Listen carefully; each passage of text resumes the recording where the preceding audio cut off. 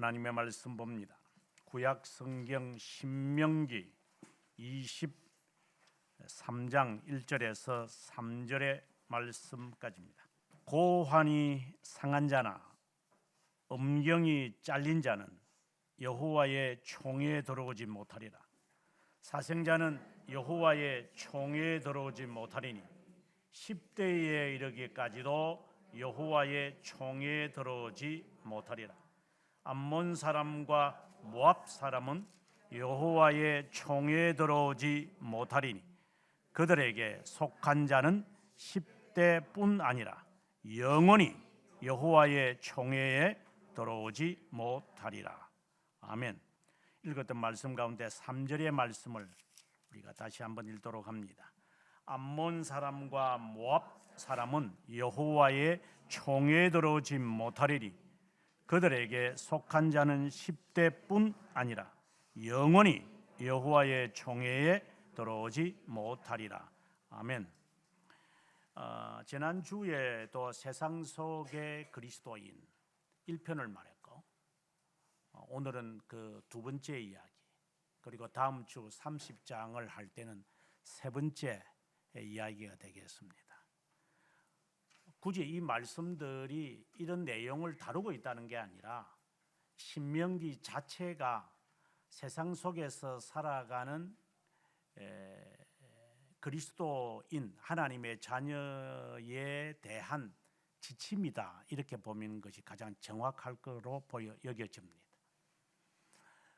저는 지금까지 신앙생활을 하면서 그리스도인이 세상에서 어떻게 살아가야 하느냐에 대한 나름대로의 기준과 그리고 설정은 해놨습니다. 여러분들에게 자주 했던 말처럼 고슴도치와 춤을 추라 라고 하는 것이 저에게 가장 적절한 표현이라고 생각을 합니다. 고슴도치와 어떻게 춤을 추지? 그냥 우스개 이야기지만 고슴도치가 주인에게는 자신의 가시를 숨깁니다.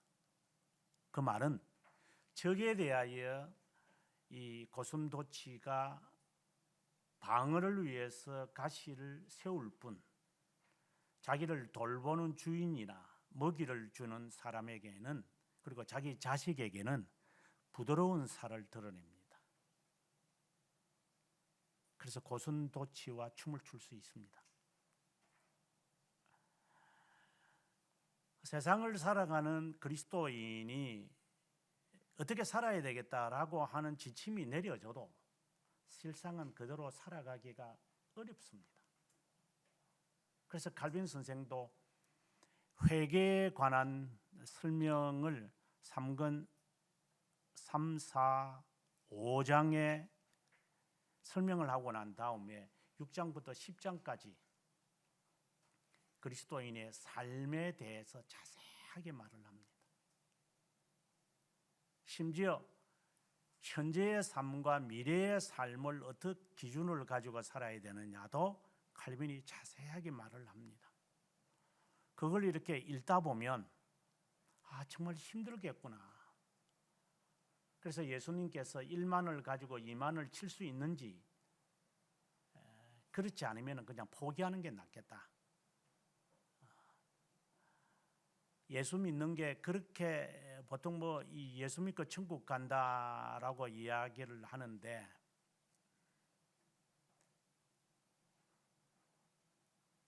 그거는 진리죠. 함축적인 표현이다 보니까 다양한 것을 우리가 그 안에 넣어서 해석해야 되죠. 그렇지 않으면 사람은 태어났다가 죽잖아. 이제 그것과 같은 거죠. 어차피 죽을 건데 일찍 죽고 늦게 죽은 거 차이가 없으니까 하면서 자살하는 애들이나 다를 바가 없는 거죠.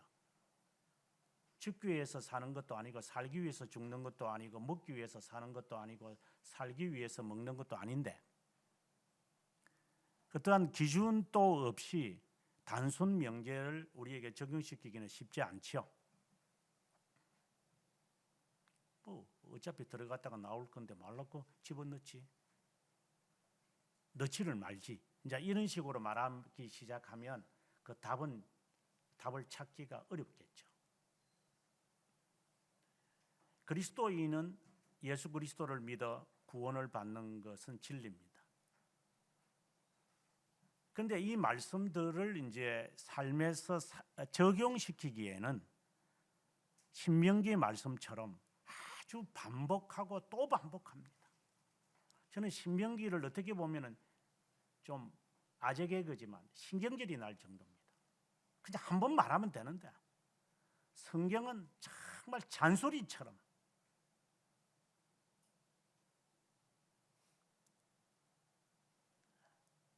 제가 미국 생활을 하면서 저에게 참 적절하게 저에게 맞다. 저는 지금도 그렇게 생각합니다.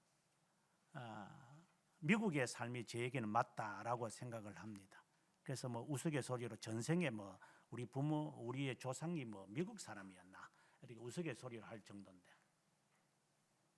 저는 잔소리 듣는 걸 참 싫어하는 성격의 아주 못된 성격을 갖고 있습니다. 한번 말하면 합니다. 이건 진리는 아니지만 근데 두 번, 세 번 말해서 하는 것이 저에게는 좀 드뭅니다. 옳으면 하고 그렇지 않으면 안 하는 것이 본래 제 자체의 성격이라고 저는 봅니다. 그런데 서양에 가보니까 이게 딱 맞는 것 같아요. 잔소리 안 하고 거기서 단 책임은 네가 지고 바가지 긁지 않고 두말하지 않고 그냥 말 한마디로 다 해결이 다 되고 그리고 말을 함부로 하지도 않고 너무나도 단순하면서도 간편하고 간단하면서도 단순하게 사는 것이 저에게 딱 적중했습니다. 그래서 전생에 미국 사람이었나 이렇게 우스갯소리로 제가 생각할 정도입니다. 이건 아재를 말하는 게 아니라 그리스도인의 삶이 그렇다라는 것을 말하고 싶은 겁니다. 지난주에도 설교하면서 그랬지만 저는 서양에 가서 그리스도인의 삶이 뭔지 비로소 저는 확신했습니다. 이건 그리스도인의 삶이 아니야. 내가 살았던 27년은 이건 틀린 거야 이거. 라고 하는 것이 제 삶의 신념으로 확고하게 자리를 잡았습니다. 그래서 처음에는 적응하기가 참 힘들었죠. 뭐 지금도 그렇습니다. 적응하기 아직까지 좀 힘듭니다. 그래서 여러분들은 어떤 때는 이해 못합니다. 저는 왜 이랬다가 저랬다가 불쑥 날쑥 왜 저러는지 저는 잘 이해가 안 됩니다. 성격이 지랄 같은 건가? 성격이 변덕스러운 건가? 저 왜 갑자기 저런 행동을 하죠? 예기치 못하게 그냥 우발적으로 그냥 툭툭툭툭 해버리는 것이 가끔씩 이렇게 보이면 성경에 지랄병이 있더만 진짜네. 이거 지랄이구나 이게. 이제 이런 생각이 듭니다. 그리스도인의 삶이 그런 겁니까?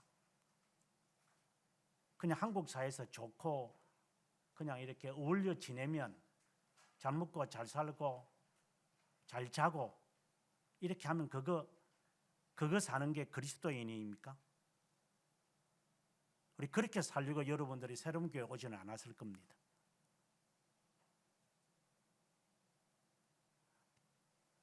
지난 수요일날 설교를 하면서 서원에서 공자가 했던 말처럼 의가 아니면 가지도 말고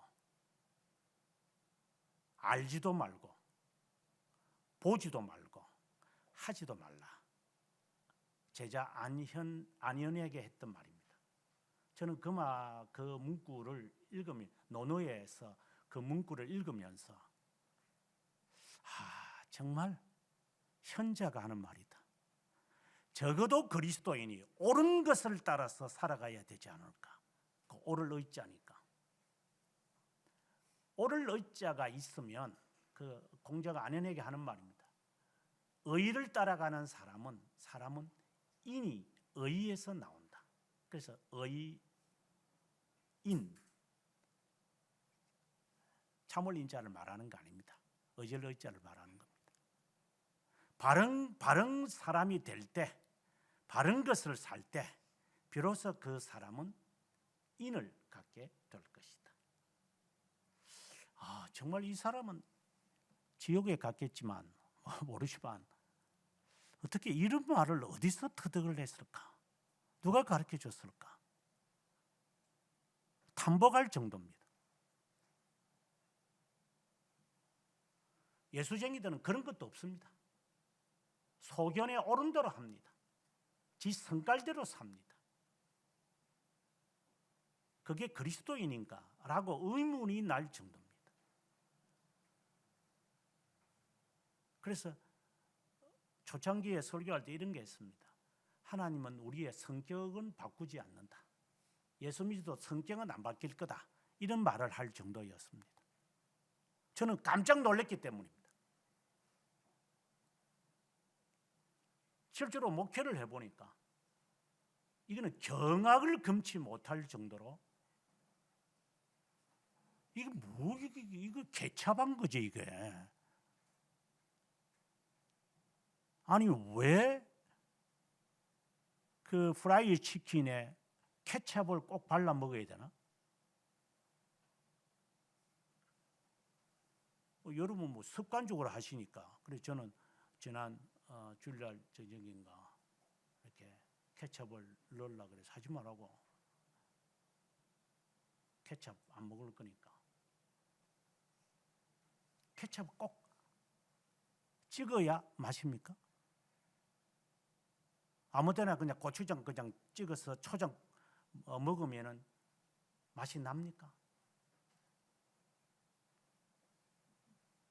그리스도인은 다른 삶을 삽니다. 제발 다르게 사셔야 됩니다.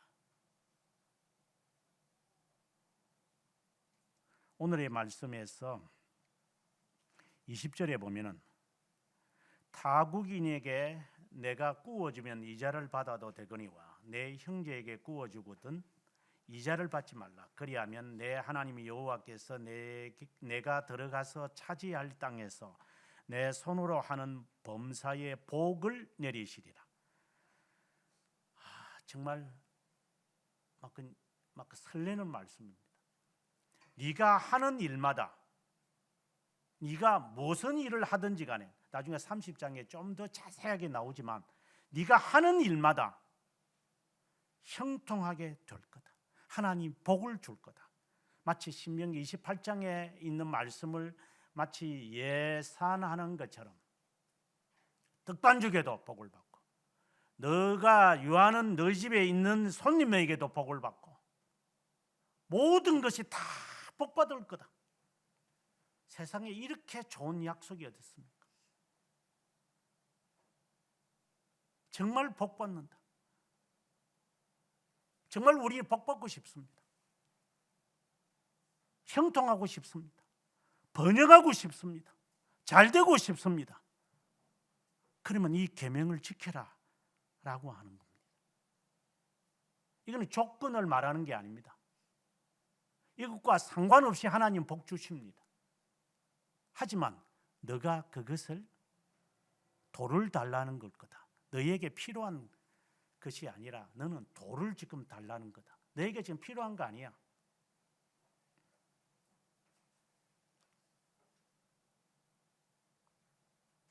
하나님 필요할 때마다 베푸시는 하나님.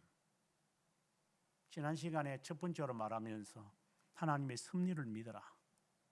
그래서 유월절을 지켜라. 칠칠절을 지켜라. 초막절을 지켜라. 지정한 곳에 가서 해라. 고생의 떡을 먹어라. 뭐 그게 그렇게 힘드나? 그게 힘든 것도 아닙니다. 어려운 것도 아닙니다. 괴로운 것도 아닙니다. 근데 안 합니다, 우리는. 그러면서 복만 않고만 딱 바랍니다.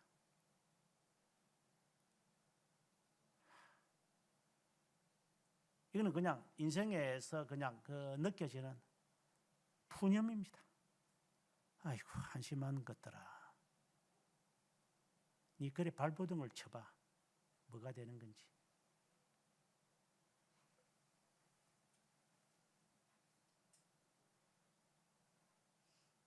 발버둥을 쳐도 공수리로 올 거야.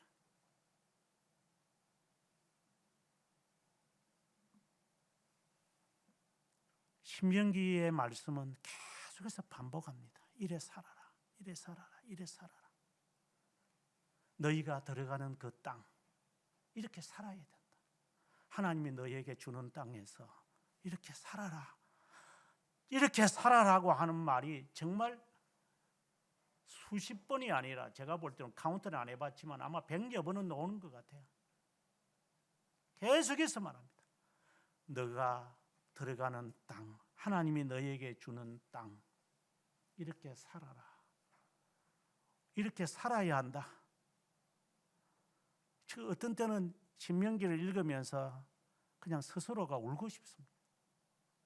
하나님, 어쨌든 나는, 이게 나는 어쨌든 살아왔는데 이것들이 살라는지 모르겠습니다.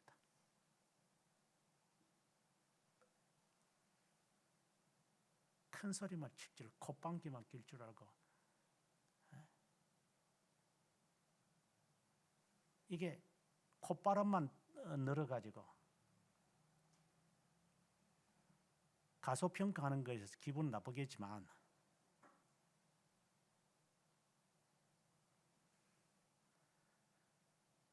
오늘의 이 말씀을 읽으면 마치 그 잠록을 읽는 것 같습니다.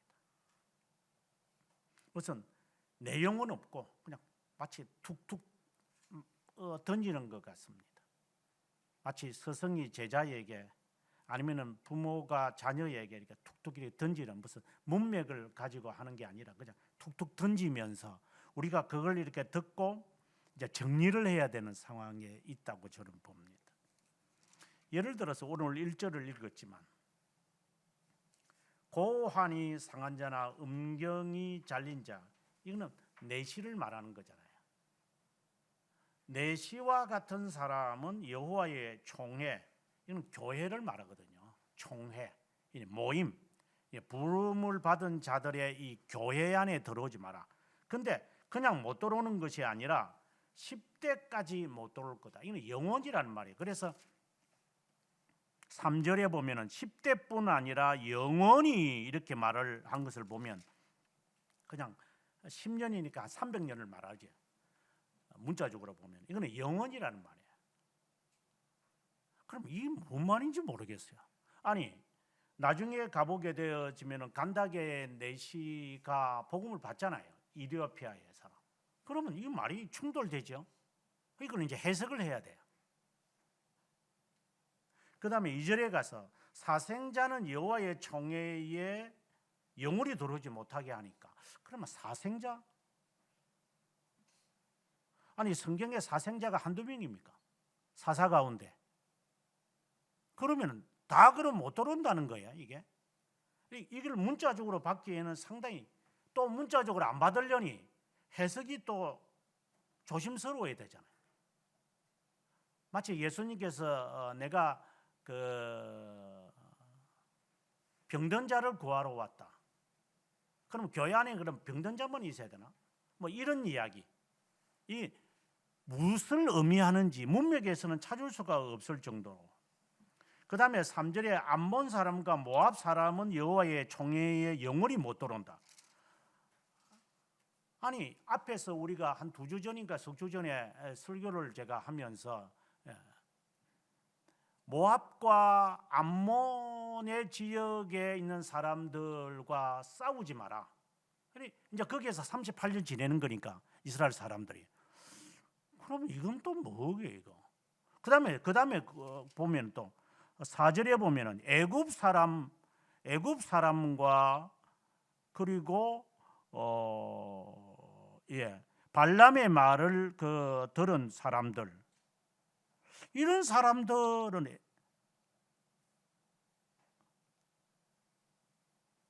와 싸우지 마라.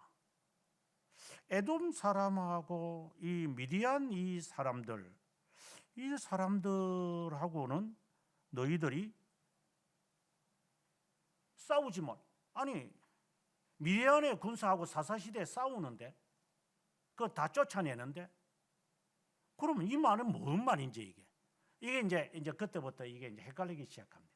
마치 잡록처럼 우리에게 막 말합니다. 7절에 가보면은 에돔 사람 미워하지 말라. 하박국에 보면은 에돔 사람에 대해서 저주를 내리거든요. 그럼 이건 뭐예요? 그러면 애굽 사람은 너희한테 떡을 줬고 에돔 사람은 너희의 형제다. 에서의 후손이니까. 그러니 그런 사람들은 들어올 수 있다. 또 이건 또 뭐지? 아니 룻과 같은 다윗의 그 조상인 룻이 모함 여자거든요.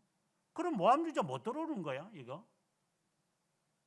이제 이게 이제부터 문맥에서는 답을 찾을 수 없는 이제 말씀으로 되어질 정도입니다. 계속해서 이렇게 되어져 갑니다. 그다음에 9절에 가보면 전쟁에 관한 이야기를 합니다. 그다음에 12절 여러분 읽어서 우리가 봤지만 변소를 뭐 만들어라.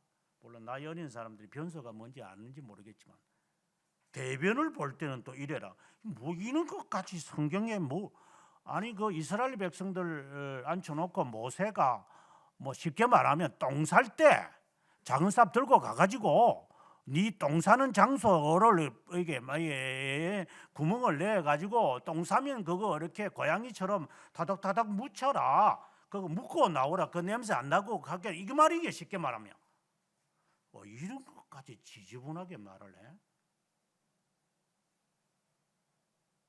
그걸 어떻게 해석을 해야 되죠?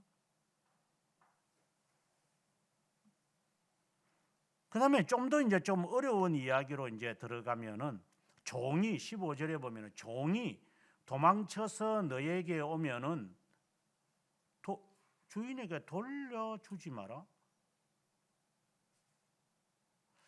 아니 신약 성경에 오면은 사도 바울이 오네시모에게 빌레몬을 소개하거든요. 그럼 이건 또 뭐예요 그러면은? 탈출해서 오면은 도피처를 만들어줘서 그 안에서 살게끔 하라는 말이잖아. 그 다음에 17절, 18절에 보면은 이제 너희 중에 창기 그리고 남창, 몸 파는 여자를 말하는데 이런 사람들은 너희 중에 있어서는 안 된다. 이런 사람들이 벌었던 돈을 가지고 헌금을 해서는 안 된다 이 말이에요. 근데 예수님께서 사역하실 때 항상 그 주위에 세리나 그리고 깨끗하지 못한 사람들이 늘 있었기에 바리새파들이 그거에 대해서 비난하고 신란하고 조롱한 것이 사실이거든요. 그러면 이거는 뭐지? 그 다음에 19절과 20절에 보면은 이자 받지 말라 그래요. 이건 지금 이제 우리가 이슬람교를 다니는 모슬렘들이 이렇게 하죠. 이자 안 받죠. 근데 형제에게는 이자를 받지 않더라도 20절에 타국인에게는 또 이자를 받으라. 이건 도대체 타국인은 누구? 이 형제는 뭐지 이거? 그럼 끼리끼리 놀겠다는 거야?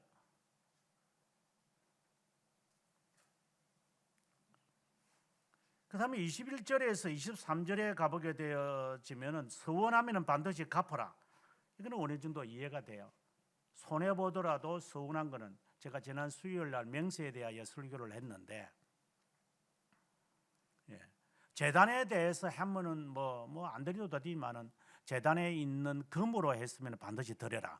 바리새파들이 그렇게 하기에 예수님에게서 저주를 이제 받게 되어지는데 이는 지 해석이죠.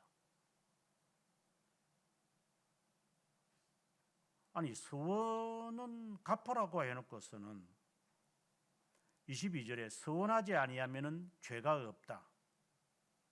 그러면은 입으로 말한 것은 그대로 하되 자원한 것은 언약대로 행해라. 이 이제 머리가 이제 횡횡되기 시작합니다. 이게 이제 말씀이 어렵게 되어지는 겁니다. 이거는 무슨 뜻인가? 그다음에 마지막에 가 보면은 이웃집의 포도원이나 곡식밭에 이제 추수할 때를 말하겠지. 8월 말이나 이제 주로 8월 하순이나 우리 같으면 8월 하순이나 9월 하순 되면 이제 곡식을 거두거나 그리고 여름에 결실의 때가 다 끝나는 게 이제 그 포도를 거둘 때니까. 그러면 그때는 그 떨어져 있는 거 이렇게 곡식 알이나 포도 알맹이를 이렇게 주워서 먹어라. 그래서 루시 나무의 말에 따라서 이제 보아스의 집까지 가서 이제 그들이 추수하고 한 다음에 남은 걸 이렇게 줍다가 이제 일이 되어졌잖아요. 성경 전체를 바라보고 오늘의 이 말씀이 이제 해석이 되어져야 될 겁니다. 그렇지 않으면은 이 말만 딱 가지고 우리가 말씀에 딱 적용시키면 매우 헷갈리게 됩니다. 그래서 말씀의 해석이 그렇게 중요하고 그래서 목사가 중요한 겁니다. 오늘의 이러한 말씀들을 이해를 하려면 19장부터 여러분들이 차근차근하게 말씀해 왔던 것을 기억을 안 하면 이후에 진행되어지는 그 30장까지 가는 이 내용을 이해가 안 됩니다. 이해를 하고 싶다면 여러분들이 19장부터 다시 2번, 3번 읽어야 조금 감을 잡을 수 있습니다. 그럼 뭘 읽는지 모르시죠? 뭔 내용이 있는지도 모를 거예요. 안 읽었으니까. 읽어도 기억이 안 날 거니까.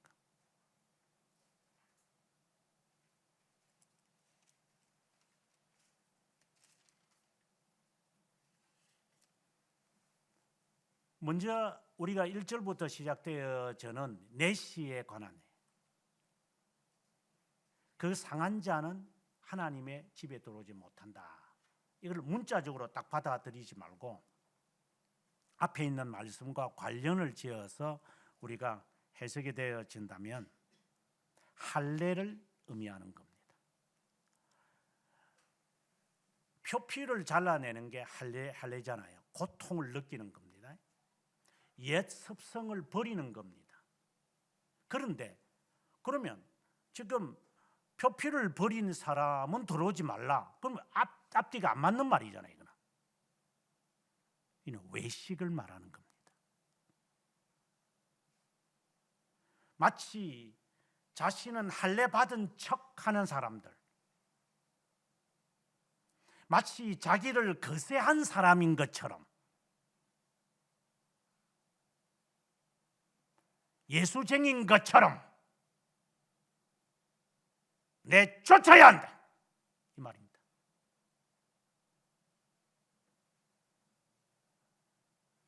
겉으로는 할례를 행했겠지만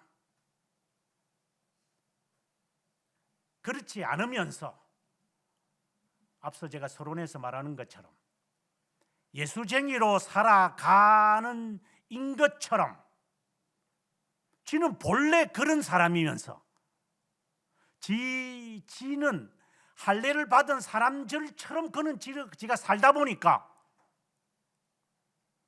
내가 예수 믿는 사람이구나 이렇게 착각하는 사람들, 지가 생각하고 있는 그 신념이나 철학이 습관이 예수 믿는 거하고 비슷하니까 나는 전생 예수 믿는 사람이구나 이렇게 착각하는 사람들이에요. 야, 네가 내시가 되려면 돈 벌려고 들어가는 거 아니야? 우리나라 사람들이 내시가 되려면은 이제 가게가 좀 무너지거나 그래서 자녀는 이제 이렇게 보통 이제 입양을 하고 지가 돈 쓸 데가 없어가지고 권력을 이렇게 갖고, 그러나 중국의 역사를 보면은 이 황간들 때문에, 뭐 명나라는 황간 때문에 망했다라고 할 정도로 이 황간들의 이게 지저분한 거는 이루 말할 수 없거든요. 서양에도 마찬가지예요. 이것들이 욕망만 있어가지고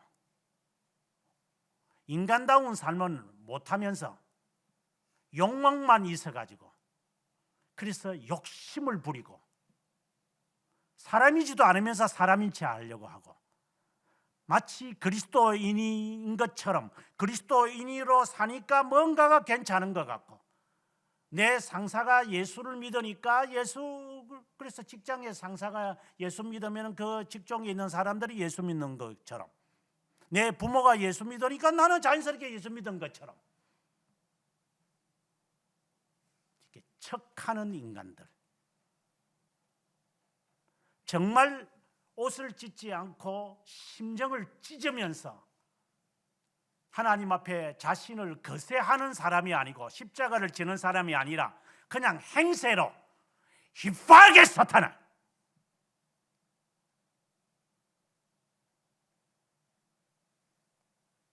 밖에 나가면 뭐 존경을 못 받으니까 교회 오니까 존경해주고, 뭐 교회 오니까 뭐 이런 거나 저런 거나 다 상관없이 다 형제 자매라고 하니까 이것들이 슬그머니 들어와 가지고 예쁜 여성하고 결혼해 가지고 나중에 바람 나면 다른 곳으로 가는 놈들, 그런 사기꾼이 한두 명입니까?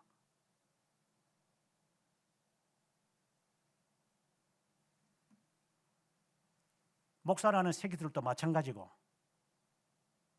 사명을 받았는지 안 받았는지도 모르고 또 은혜 받으면 다 신학교 가. 이것들은 어중이 떠중이나 그냥 아무나 목사대. 이게 목회도 못하는 게 살려니까 배고프지, 가난해지니까 저자식 걱정이 되지. 인생의 실패자들.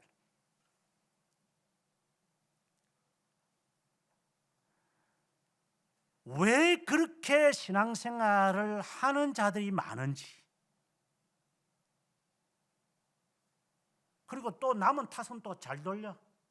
내가 저것 때문에 그랬고 이것 때문에 이랬다. 너 때문에 된 건 없어. 다 저놈들 때문에 돼서. 그때 내가 말을 잘못 들어서 내가 이 길을 들었었다. 핑계와 이유는 그렇게 내어놓는 것들. 첫 번째, 세상에서의 그리스도인이라고 하는 설교를 다시 들어야 될 겁니다. 척하는 인간들, 겉으로는 자제하고 절제하고 억제하고 십자가를 지는 것처럼 보여도 실제로는 삶에서는 전혀 드러나지 않는 것, 교회에서와 가정과 사회생활이 전혀 다른 것들,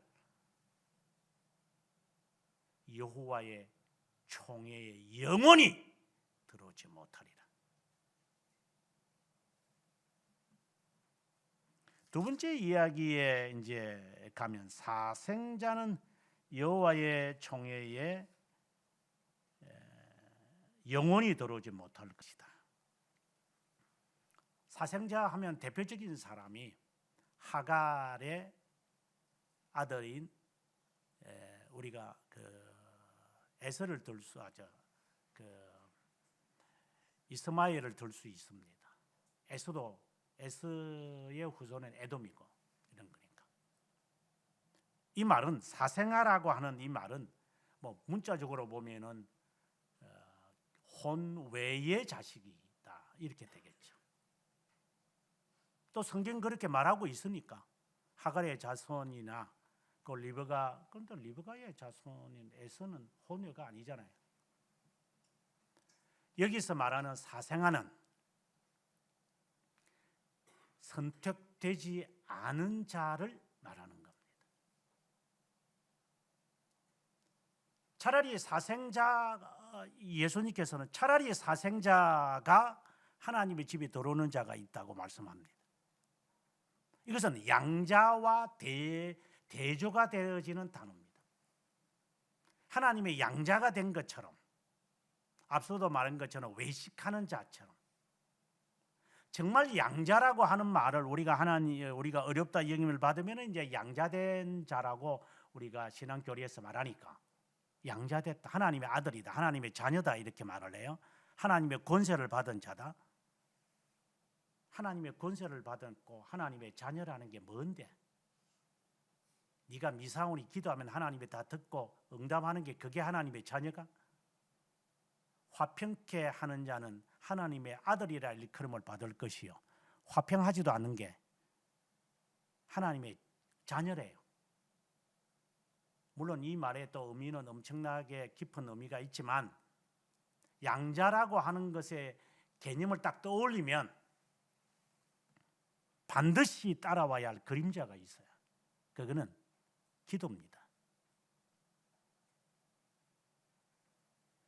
하나님의 자녀의 권세라는 것은 하나님께 담대하게 나갈 수 있는, 접근할 수 있는 자격을 부여받는 겁니다. 그럼 하나님 앞에 담대하게 나아갑니다. 그러면 나갔다. 그러면 우리가 지금 그렇습니다만은, 가족이 하나에 앉아가지고 한 밥상에 앉아서 뭐 부모, 자식 대화, 이게 있는 게 얼마나 보기 좋다고 우리가 이야기를 합니다. 정답게 이야기를 하는 거죠. 마치 아들이라면, 뭐 성격 따라 다르겠지만 일반적으로 말하는 겁니다.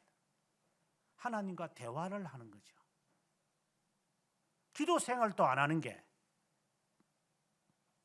근데 기도 생활이라는 게 형식적이라는 것을 제가 말하는 게 아니라, 기도 생활이라는 것은 스스로가 생각하면 돼요.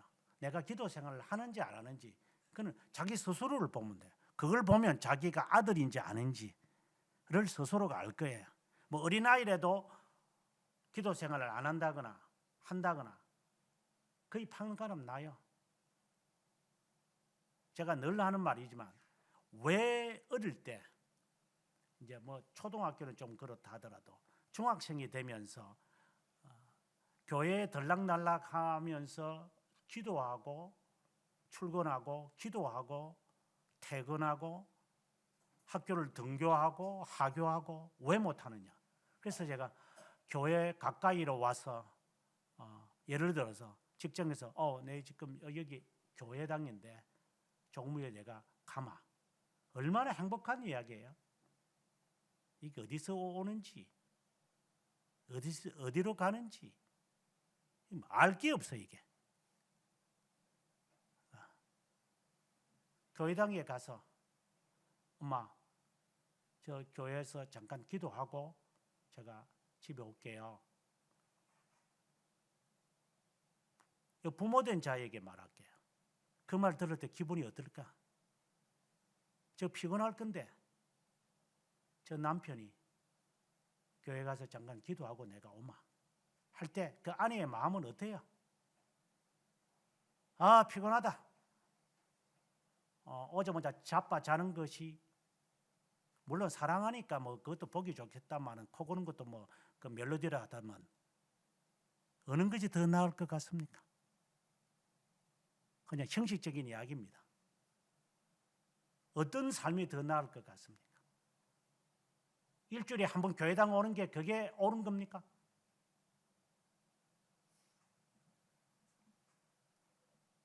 시간 나면은 교회당에 와서 예배 드리는 게 그게 옳은 겁니까?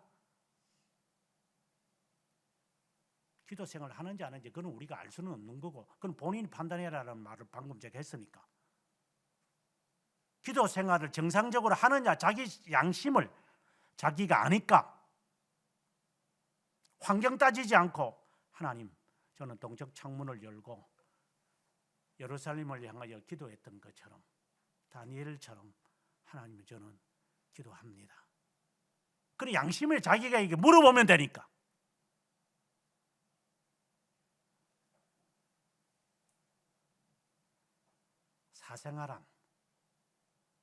사생활한 물질적이고 육신적인 것을 말하는 것이 아니라 버린 자를 말합니다. 당신은 당신의 특권을 사용합니까? 하나님이 내 기도를 들으신다. 내가 기도 시작할 점에 주님이 나를 들으시려고 귀를 기울이시는구나. 양자됨을 말하죠. 마음에 평안이 옵니까? 그래서 악을 씁니까? 음악이 연주돼야 우리가 기도하는 겁니까? 지금 한국 교회가 요 모양으로 만들어져 있으니까 참 걱정이 태산이다마는 하나님께 기도가 안 됩니까? 기도하면 잠잔답니다. 사생합니다. 사생활을 하나님이 훈련시키지 않는다고 히브리서 12장에서 말합니다. 아버지는 아들 된 자는 아버지에게서부터 훈련을 받습니다. 사생자가 아닌 자는 아버지에게 매를 맞으면서도 훈련을 받을 거예요. 왜? 아들이기 때문에. 하나님의 자녀가 사생아가 아니라면 하나님의 말씀의 규율을 따라 살려고 몸부림치겠죠. 그래서 여러분들이 이곳에 온 거 아닙니까?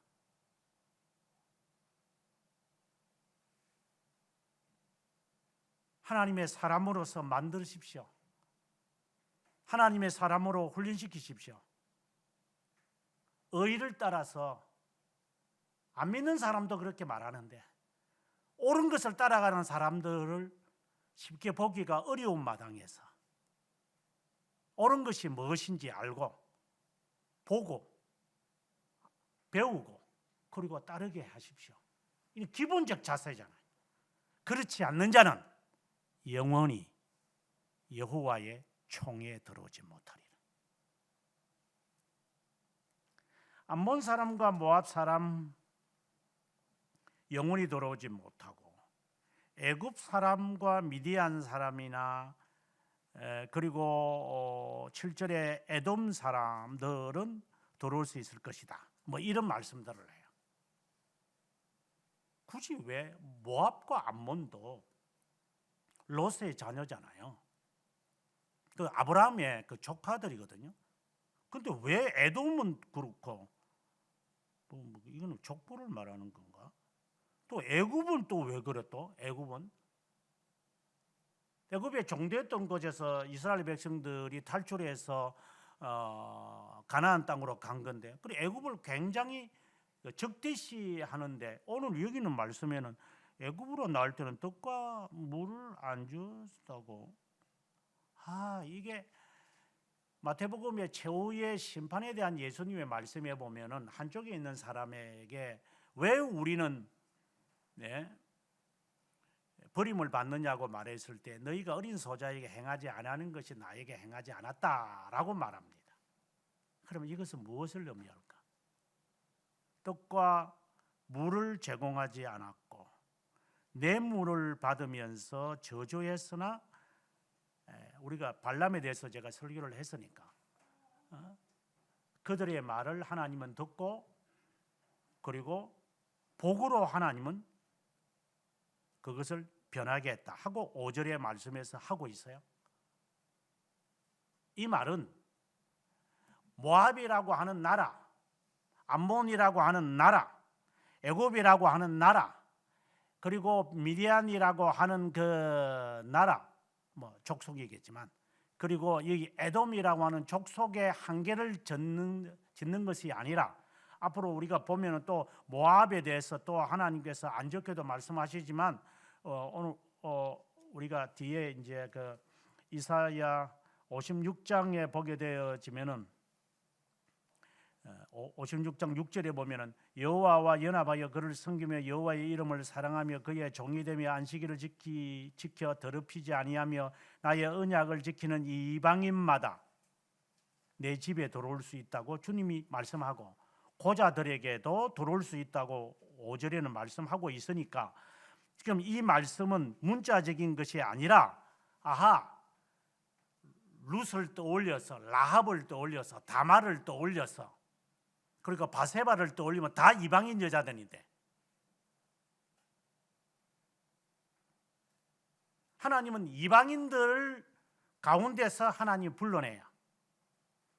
이것은 모압이나 암몬이나 애굽이나 상관없이, 그리고 네가 에돔의 지역에 살든, 그리고 네가 미디안 족속에게 어려움을 당하든 상관없이 하나님은 그 가운데서 뽑아냅니다.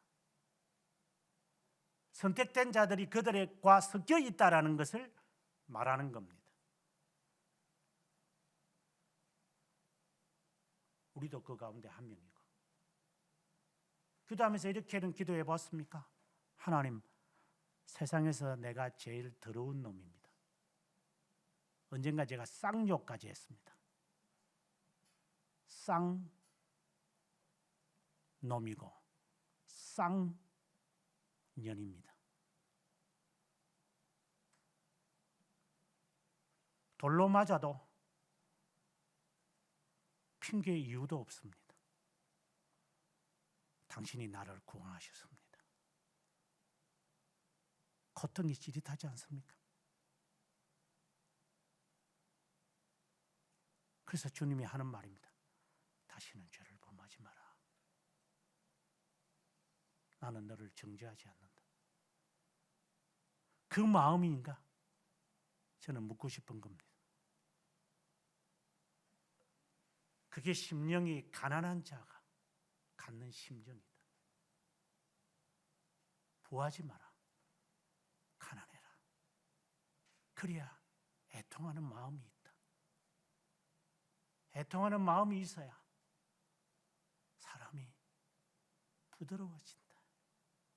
성격이 부드러워진 것을 말하는 게 아니라 변화된 그리스도인을 말하는 거다. 어떤 애 보면 어릴 때부터 우리 애는 매를 안 돼도 잘 샀어요. 참 새빨간 거짓말을 한다. 태어날 때부터 애가 그렇게 착하고 말 잘 듣더만 어떻게 그런 거짓말을 그렇게 잘하는가? 저는 그 말 하는 어르신네들 말을 들으면 안 믿습니다. 저도 거짓말을 또 하고 있어요. 기억력이 없는 건지 치매가 걸린 건지 둘 중에 하나겠지. 비 안에 있을 때부터 다리 차는 놈이 나와서 다리 안 찰 것 같아. 나는 세상에서 가장 더러운 놈입니다. 당신이 나를 구원하셨습니다. 그 마음 잊어버리면 구제불능입니다. 우리는 다 가난한 사니까. 이방인 가운데서 하나님이 부르는 곳과 같습니다. 근데 첫째 아들처럼, 그럼 네가 왜 왔는데 여기에? 나중에 우리가 15절에 나오겠지만 네가 왜 왔는데? 네가 그런 말 자격이 네한테 있어?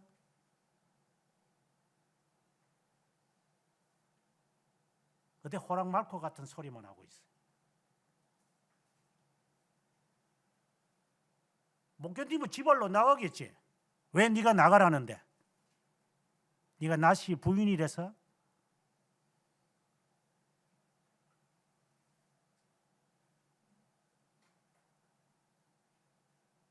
하나님 앞에 우리는 가장 더러운 자들입니다. 남을 판단하고 남을 핑계하고 남의 비판할 그런 여유도 나에게 없습니다. 그저 내 먹고 사는 것밖에 없습니다. 나는 홀로머니 밑에서 그걸 봤습니다. 어쨌든 먹여 살려야 되니까. 죄는 안 범하면서 주의를 지켜가면서 여성이 살 게 뭐 있겠어요? 70년대 주일날 직장을 가 호랑말코 같은 것들이.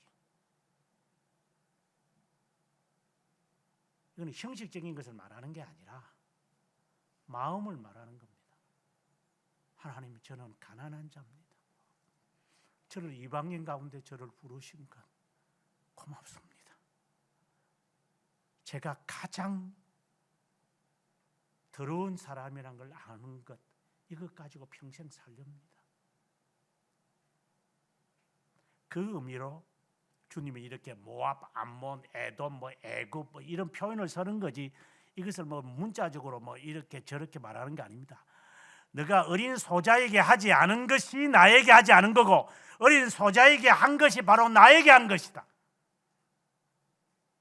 잊어버리지 마라.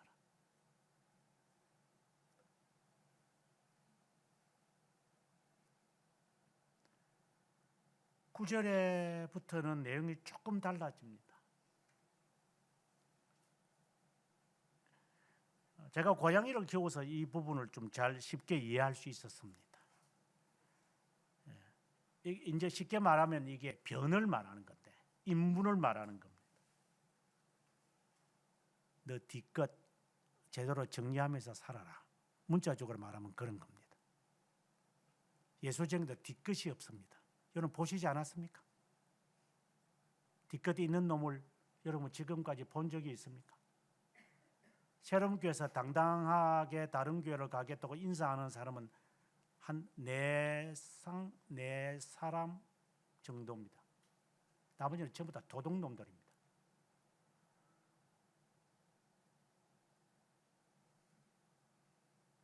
정말 제가 어쩔 수 없이 제가 이사를 가고 그리고 직장을 따라 움직여야 되니까 정말 눈물을 머금고 제 교회를 떠나야만 합니다. 이해해 주십시오. 그렇게 해서 떠나는 사람 몇 상을 보셨습니까?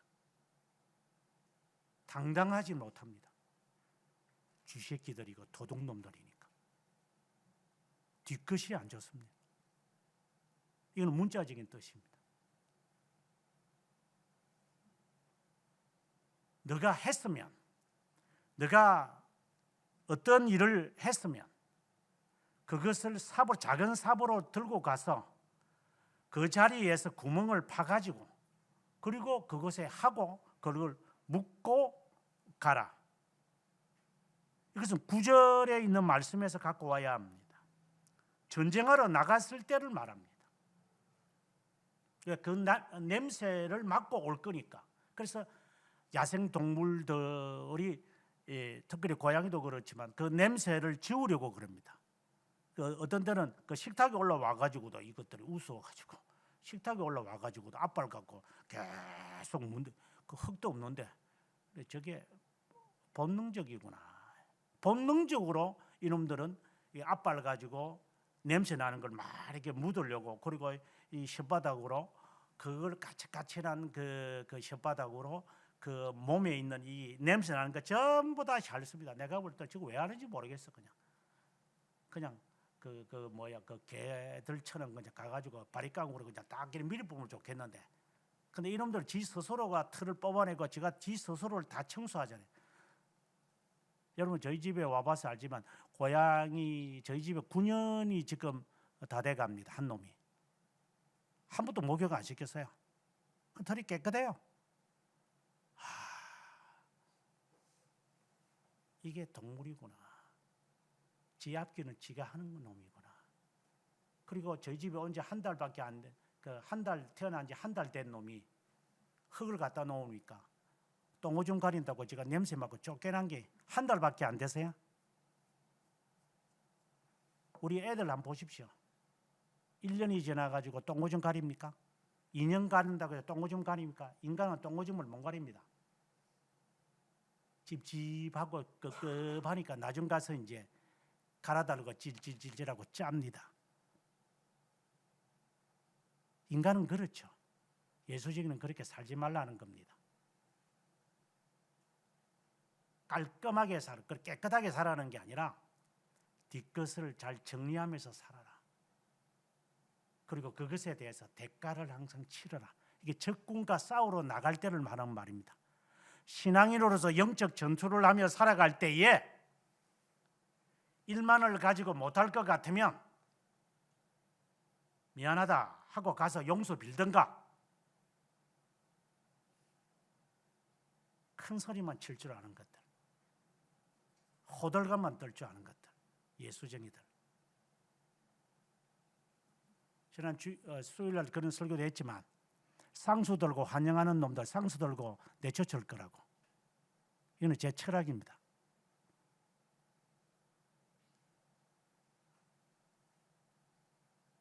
뒤끝 깨끗하며 살아가라. 그렇지 않으면 적이 찾아와서 너의 흔적을 찾아가지고 끝까지 단절을 확실하게 하지 않으면 다리를 끊어가지고 나 다시 돌아가지 않을 겁니다 라고 하지 않으면 언제든지 돌아간다. 인간은 그리스도에게 서든지 아니면은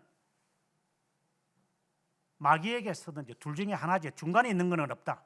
네가 마귀의 종이든지 하나님의 종이든지 둘 중에 하나다. 둘 중에 하나다.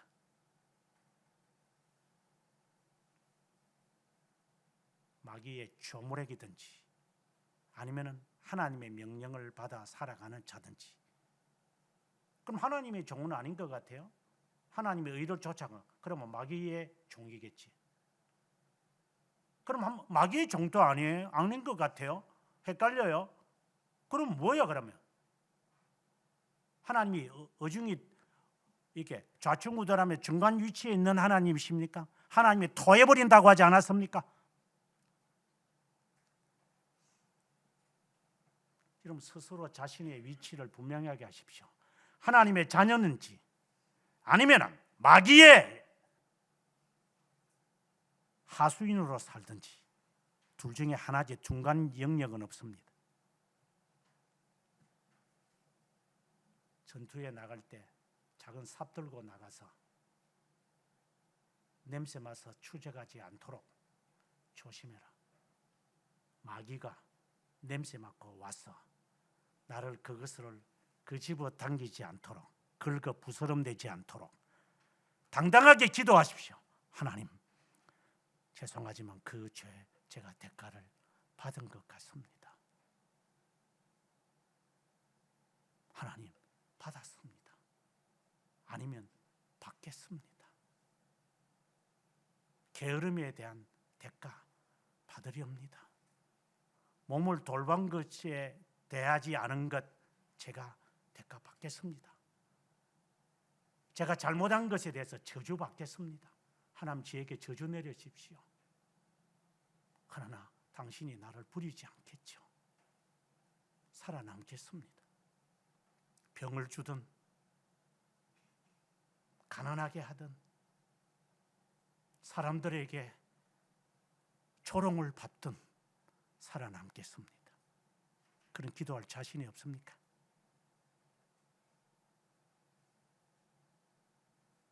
그럼 똥 안 싸고 살겠네. 그러면 전투에 갈 때 삽 들고 가서 냄새 사탄에게 아무데나 풍기지 말고 사시기 바랍니다. 당당하려면 대가를 치르는 게 좋을 겁니다. 4배나 갚으십시오. 하나님 앞에 핑계 대지 말고.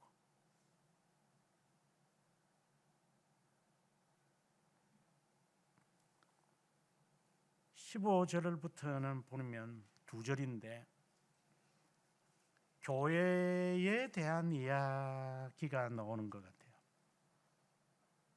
교회에 누구라도 와서 오면 그 스스로 나가겠죠. 그래서 하갈이 도망간 거니까. 그러나 하나님은 천사는 하갈에게 나타나서 너 다시 돌아가라. 왜 돌아가라고 그러는데요? 돌아가라. 그러니 하갈이 이스마엘을 데리고 주인의 집으로 갑니다. 아, 내가 잘못했었구나. 마치 그것처럼 첫째 아들처럼 하겠다 해놓고 안 하는 것이 아니고 한문화 받겠다고 약속해놓고서는 나중에 저녁에 온 사람들에게도 한문화 주니까 주님이 뭐라고 하신 거 기억나시죠? 내가 너하고 무슨 약속을 했는데 너 것만 갖고 너는 가면 돼. 왜 다른 사람의 일을 그렇게 간섭이 많지? 정말 나의 소명과 나의 간절함이 있다면 다른 사람에 대하여 별로 관심이 별로 없습니다. 이거는 무관심이다, 무사랑을 말하는 게 아니라 간섭을 안 한다 이 말입니다. 내 숙제하기 바쁜데 언제 돌아다닐 시간이 어디 있습니까? 한가하군요. 한가하군요.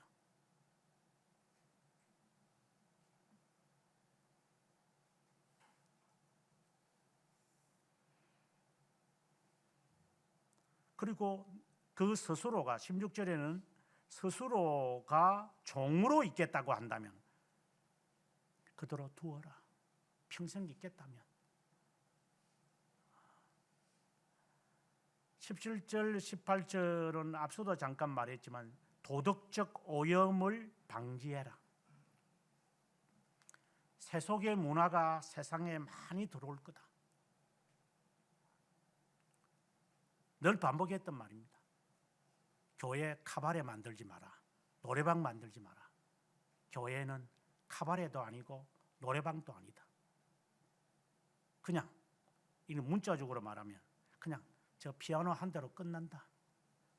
피아노가 없으면 뭐 음을 맞추려고 뭐 처음에 그랬죠. 처음에 개척교회 할 때 뭐 피아노를 뭐 나중에 그 제 제자 중에 한 명이 이제 선물해서 이제 롯데백화점 가가지고 430만 원이니까 450만 원짜리 저걸 사가지고 헌납한 거 기억납니다.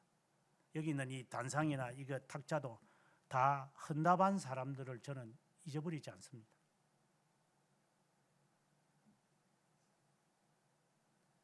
이 교회를 그렇게 시작했기 때문에 저는 그 정신을 그들에게 미안해하는 마음을 저는 갖고 있습니다. 근데 저는 백수였으니까.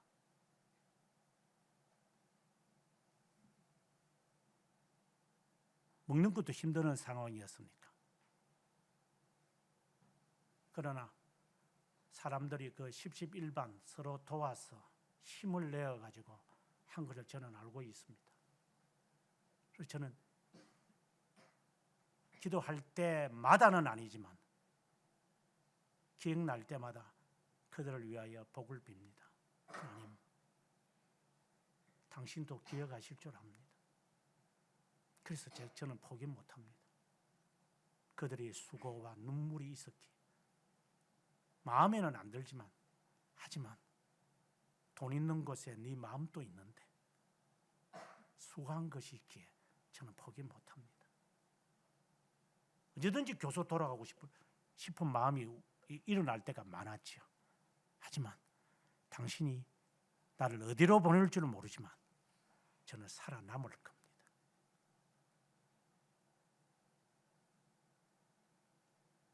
나중에 다시 하나님이 저를 복원시키셔서 감사할 뿐이지만은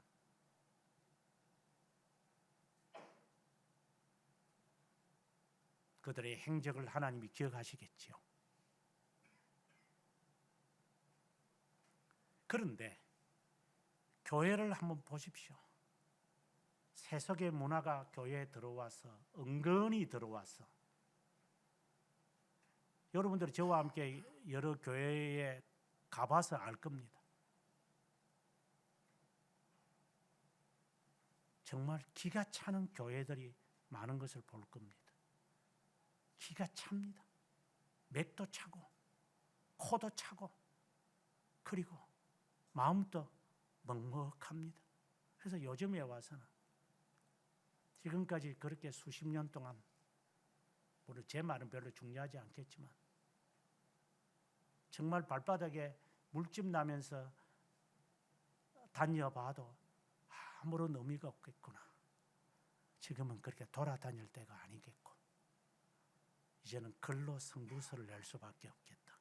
물론 선배의 말이기도 합니다만 무슨 의미가 있을까? 무슨 의미가 있을까? 그냥 야식 먹는 거하고 똑같지 않나? 뭘 먹을까? 도미노 피자 먹을까? 피자 먹을까? 그렇게 해서 선택되어져서 하는 것밖에 더 있나? 그래 먹고 나면은 끝나는 거 아니야. 결국은 그 교회 담임 목사가 그렇게 해야 되는데 이게 안 될 텐데, 될 수도 없을 텐데, 이게 우유독경 아닌가? 꽹가리 아닌가 이게? 그런 마음을 들 때가 점점 많아집니다.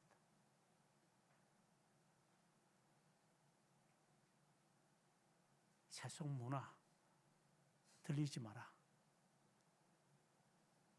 세속 성 거기에 갖다 놓지 마라. 디모데전서 2장 11절에서 하는 말입니다. 불경건성, 세속성, 그리고 하나님을 부인하는 것. 너희는 그리스도의 지혜와 어려움과 거룩함과 구속함에 있느니라. 이거 지켜나가라. 세속. 이제는 남자와 여자가 같이 이제 사는 거니까 이거는 문자적으로 해석하기는 상당히 부담스러운 부분이죠. 19절에 재물관을 말합니다. 제가 여러분에게 누차해서 말합니다. 사업은 하나님의 거다. 사람 뭐 최근에 일이 잘 된다, 일이 잘 못 된다, 일은 잘 될 수도 있고 못 될 수도 있다. 하지만 하나님의 것이라고 하는 것을 생각을 하며 살아라. 하나님의 거다. 그러면 하나님이 운영하신다. 자신이 없으면 CEO를 들여서 회사를 살리는 것처럼, 아니면 구조조정을 하든지, 뭐 여기에 M&A가 있지만 구조조정을 해서라도 하는 것처럼 하나님께 경영을 맡겨라. 내 자녀도 그렇고 나의 인생도 그렇고 나의 하는 업체도 그렇고 모든 것을 하나님께 맡겨라. 너 거라고 생각하지 마라. 자녀도 너 것이 아닐 거니까. 네 부모도 네 부모가 아닐 거니까.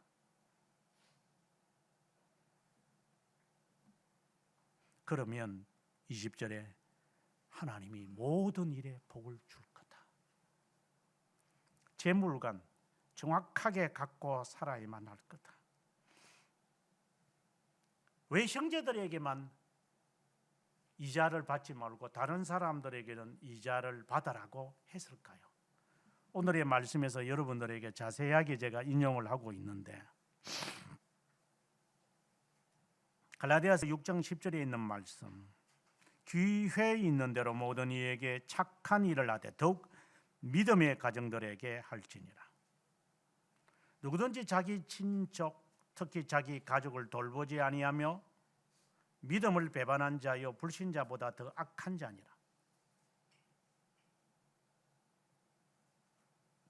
내가 만일 너와 함께 한 내 백성 중에 가난한 자에게 돈을 구워주면 너는 그에게 채권자같이 하지 말며 이자를 받지 말 것이며. 예수님도 이와 같은 동일한 말씀을 하는 것을 봅니다. 그래서 지금 모슬렘들이 이제 그렇게 하고 있는데, 예수쟁이들 진짜 욕심 많습니다.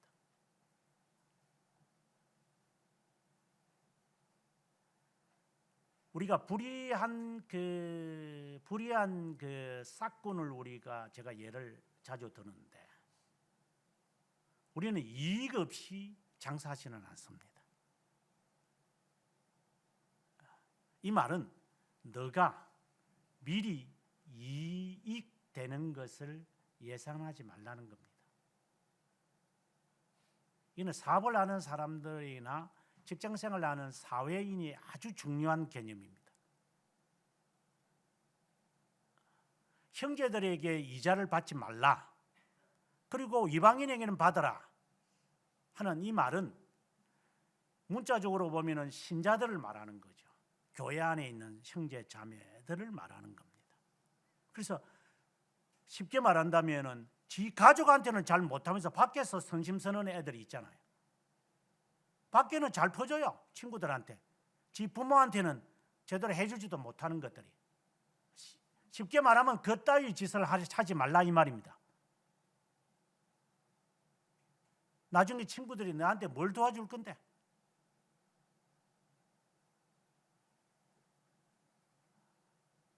뭐 지금 우스운 이야기지만은 제 친척 중 가운데 한 명이 이제 장가를 가려고 열심히 선을 보는데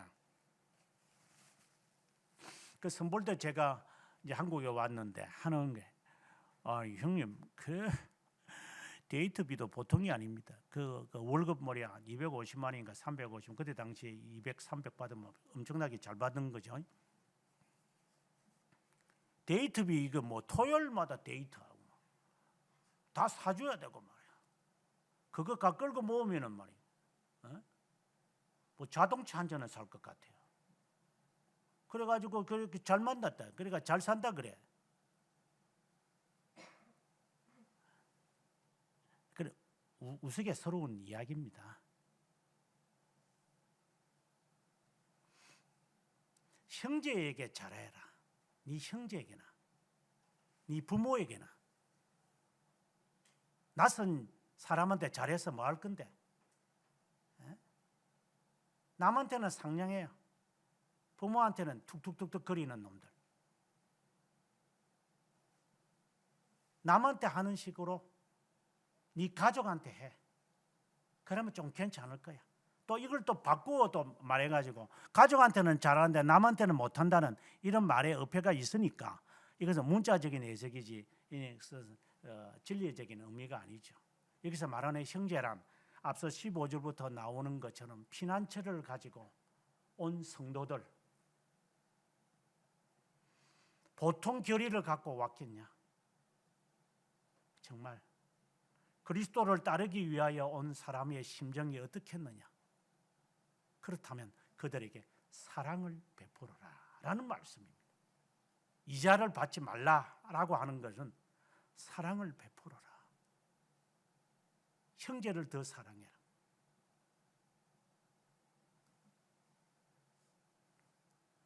여기서 너 몸처럼 사랑하라고. 나중에 여러분들이 30장 이제 다음 주로 제가 설교하겠지만 보시면은 내 마음을 다하고 뜻을 다하여 여호와의 말씀을 청종하면, 내 마음을 다하여 뜻을 다하여 내 하나님께 돌아오면, 내 마음을 다하고 뜻을 다하여 내 하나님을 사랑하면, 내 마음을 다하고 뜻을 다하여 여호와의 말씀을 청종하고 의지하면 하나님이 약속한 게 있어요. 그때 주님이 하나 더 붙이시죠. 너 자신처럼 하나님을 사랑하라. 하나님을 사랑하는 방법이 바로 이 말을 덧붙이시는 겁니다. 네 형제, 너 골육 친척 그것을 잘 못하는데 이것은 하나님의 성자들을 신도들을 말하는 건데 뭐 투가면은 뭐 어떤 사람 모르겠어요. 이거는 이제 잘못된 문자 적용이 될 수도 있겠지만 교회 안에서나 신앙생활 제대로 해라. 그냥 목사님 밑에서 밖에서 싸돌아다니는 것들이 많잖아. 무슨 모임, 무슨 협회. 그래서 저는 개인적으로도 그런 생각을 합니다. 교조생활을 하면서 늘 느끼는 게 뭐냐면 뭔 놈의 장이 그래 좋은지 모르겠어요. 무슨 놈의 장, 된장인가 꼬장인가 고추장인가 막장인가 쌈장인가 그런 뭐 장이 그래 좋아요. 가끔씩 그 시의회원들 이렇게 양력을 보세요. 무슨 놈의 장인지 저게 꼬장인지 막장인지 지금 무슨 장인지 모르겠어요. 된장이라도 차라리 먹으면 좋지.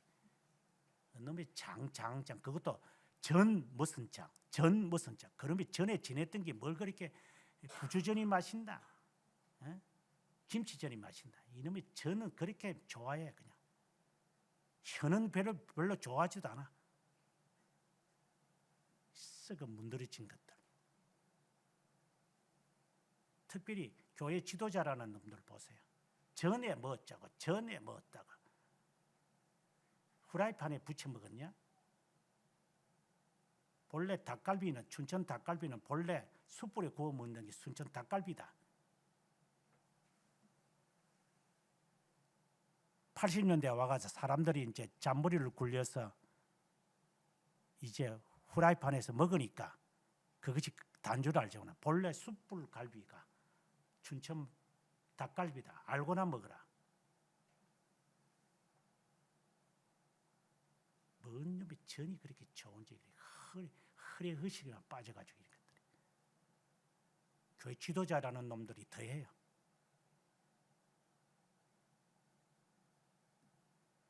하나님께 서원했으면 지켜라. 손해를 보더라도. 그는 지난 수요일 날 충분히 설교했다고 저는 봅니다. 마지막에 가서 이웃의 포도원과 이웃의 곡식밭에 들어가서 이석을 따도 된다. 포도를 배불리 먹어도 된다. 단 그릇에 담고 돌아오지는 말아라. 이것은 주어진 상만 일하면서 먹는 것은 상관없다 이 말입니다. 이것은 주어질 때를 말하고 주어진 분깃을 말하는 겁니다. 하나님이 일할 때에 하나님은 그와 함께 할 거다. 힘써 일할 때 하나님이 너에게 줄 테니 배짱이처럼 나중에 뭐 잘 되겠지. 그는 배짱이다. 일할 때 하나님이 주실 거다. 이 말은 힘써 주를 위하여 공부하며 궁리하며 노력할 때 하나님이 그에 대해서 앞서 말하는 것처럼 그 20절에 나온 것처럼 하나님이 복 주실 거다. 힘써 살아라. 세속에 물들면서 살지 말고 여러 다른 방법을 가지고 하지 말고 정로로 향하면서 살아라. 저는 이 말씀을 정리하면서 이 마음이 들었습니다. 정로로 살아야 되겠다.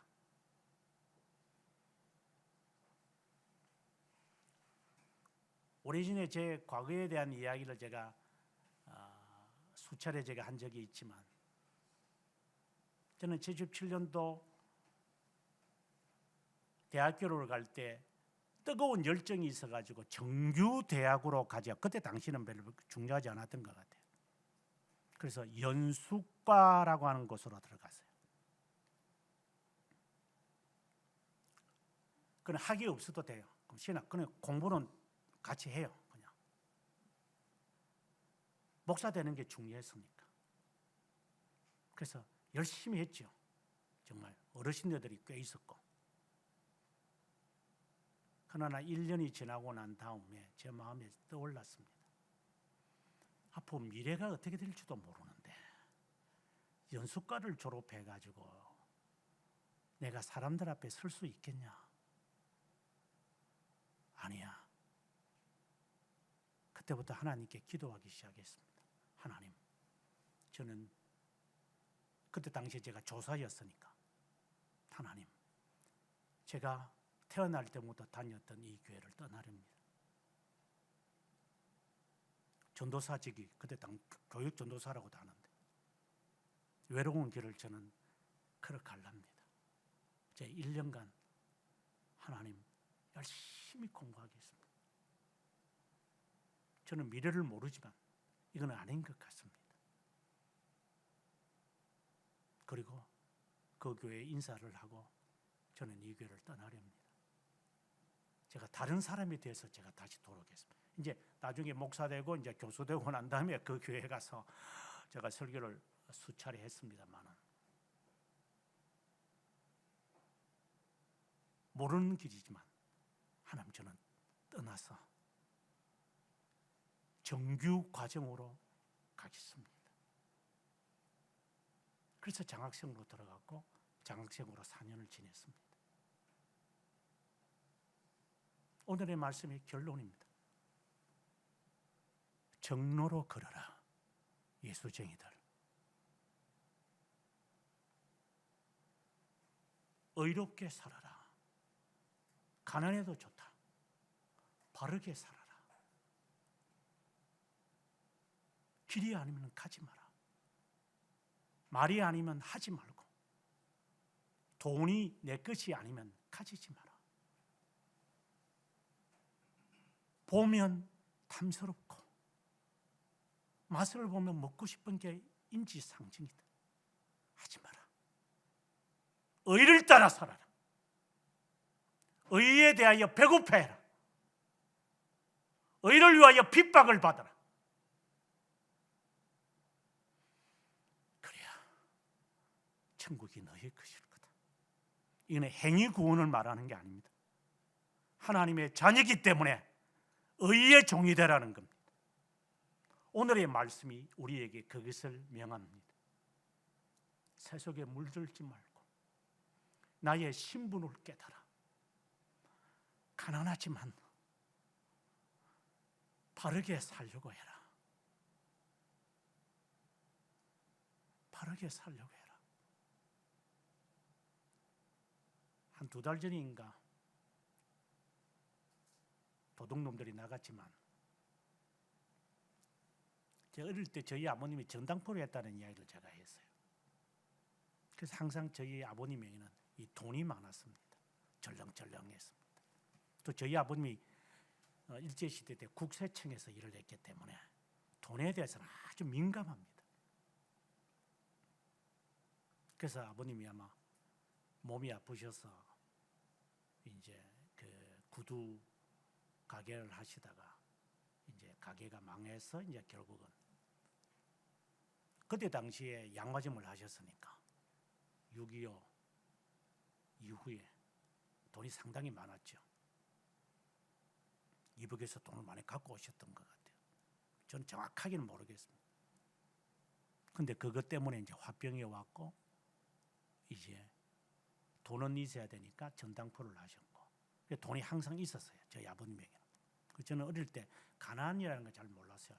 어릴 때 아버님 돌아가시기 전까지는 늘 풍족했으니까.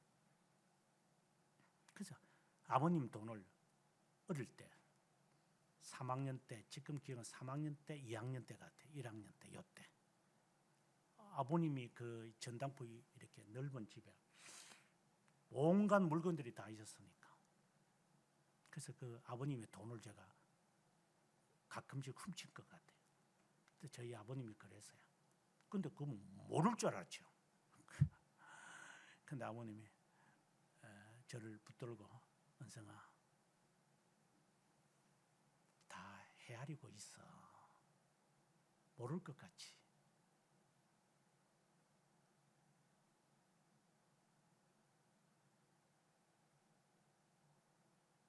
다 알고 있어. 필요하면 말을 해라. 내 돈은 다 너 거다. 그렇다고 빼내면 안 돼. 아직은 너 것이 아니니까. 미래를 끄집어 당기지 마. 내일은, 그때는 예수를 안 믿었으니까, 내일은 너 것이 아니니까. 나중에 내 돈은 다 너 것이 되겠지만 지금은 아니야. 저는 어릴 때 10살, 9살 때였던 것 같은데 그 마음을 저는 제 속에 담았습니다. 내 것이 너 것이지만 지금은 아니야. 근데 그런 말을 해줘야지. 지 새끼 도둑질 한다고? 나도 어릴 때 도둑질 했으니까 그거는 뭐 괜찮다고? 이 도둑놈아.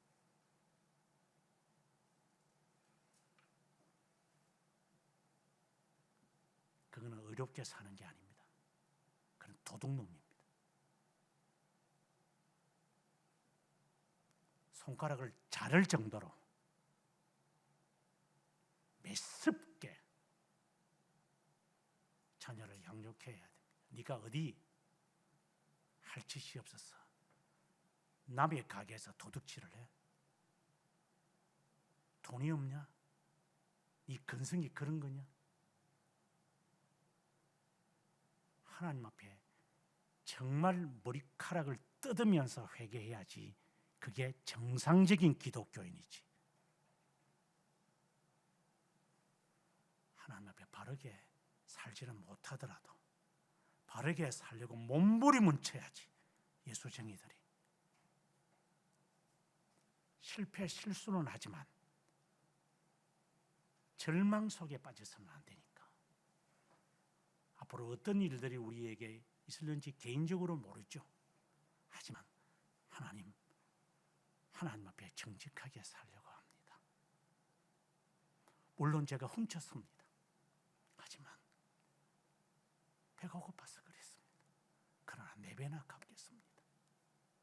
서운한 것은 갚으면서 그 마음이라도 있으면 불의한 재판관이 너가 어려울 때 너를 변호할 것이다.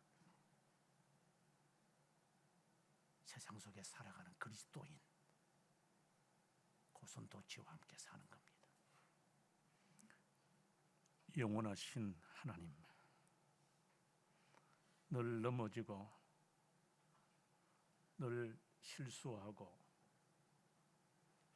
늘 실은 하지만 그때마다 날개 쳐서 그리스도에게로 피난처로 옵니다. 남아있는 이 잔재들 때문에, 자연스럽게 행하는 습관 때문에 넘어지는 것을 못내 아쉬워하며 분하게 느끼면서 억울해하면서 다시 또 가다듬고 살려고 하는 그 부지런함, 이것이 구원의 증거는 아니겠으나 그렇게 살아야 하기에 하나님 앞에 엎드리는 자들을 향한 하나님의 긍휼이 풍성하기를 원하옵고, 자비와 긍휼을 베푸시는 하나님, 예수 그리스도의 이름으로 기도드립니다. 아멘.